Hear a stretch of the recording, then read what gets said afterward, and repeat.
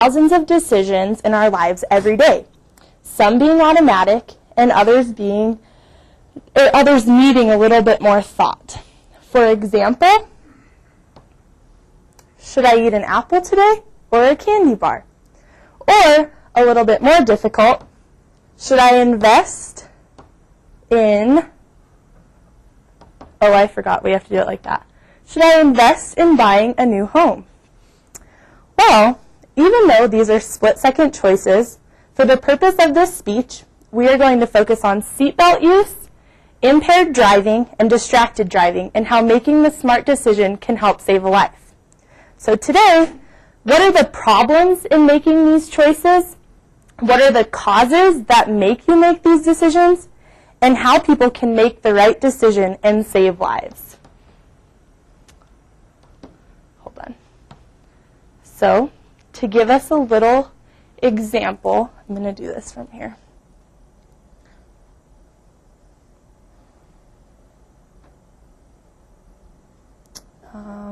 Shoot. Okay.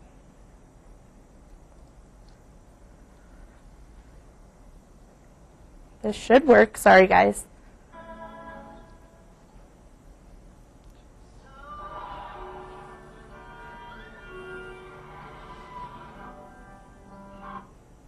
Yeah, of course.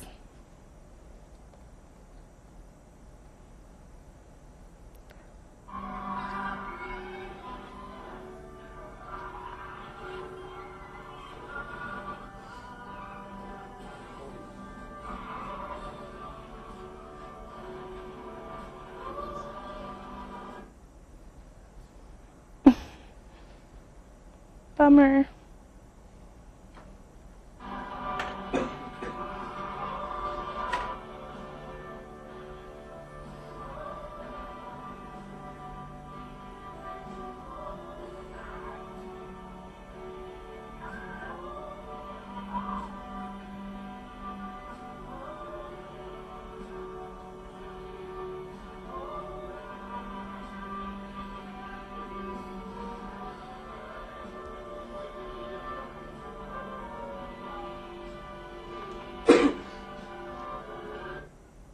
So that's a little example of the choices that people make and the results of those choices.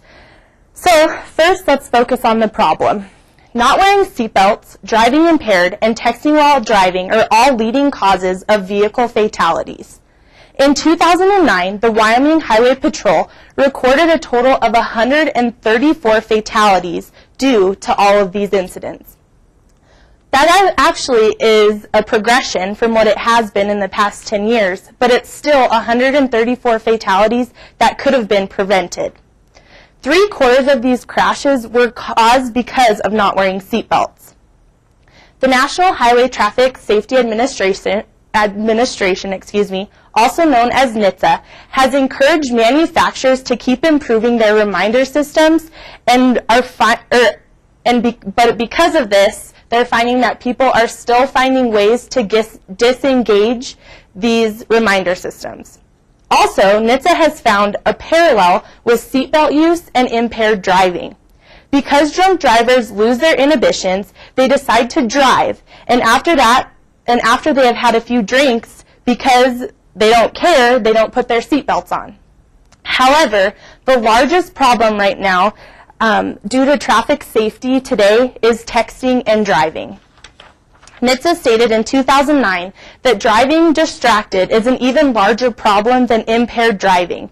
Because of that, it's happening in the daytime, whereas impaired driving normally is just at night, but distracted is all the time, and it impairs your vision just as same as drunk driving, but it's worse because it's happening all the time.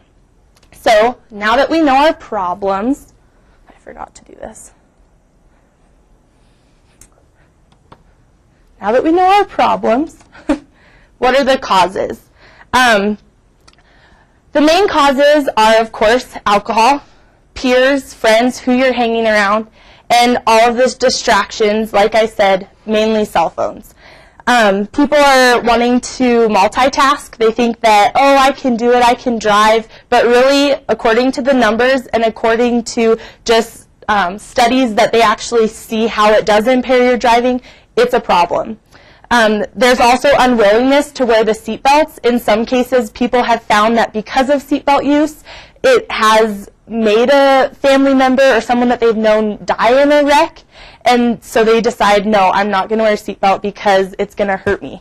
But that is a small number compared to the numbers that have died in crashes because of not wearing their seatbelts, and that needs to be remembered. And also the influence and stupidity from others. That is a big cause, and we need to remember that.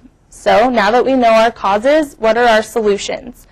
One thing that you saw in the video especially is the way that people reacted to the crashes.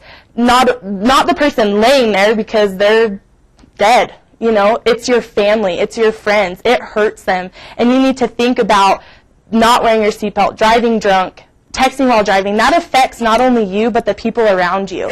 And remember that, because if you do, I know I would never want to disappoint my family like that and make them go through that toil and hurt the rest of their lives.